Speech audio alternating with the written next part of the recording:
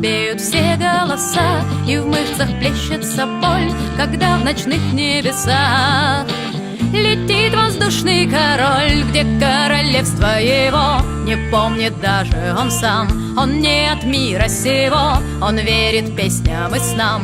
Он рубит корни у скал, он пляшет в топях болот. Он тот, кто жил и устал, он убывающий год.